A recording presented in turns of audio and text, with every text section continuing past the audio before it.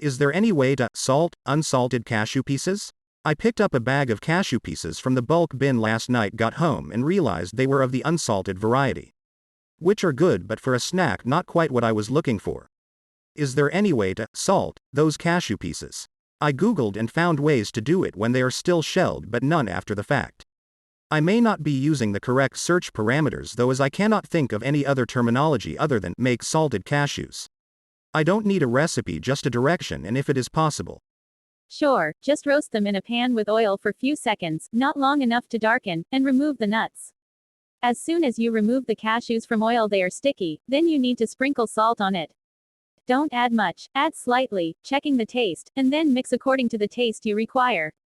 You may have luck just tossing them in popcorn salt. Popcorn salt is ground much finer than regular salt, and should stick to the surface much easier than the larger grains in table salt or kosher salt.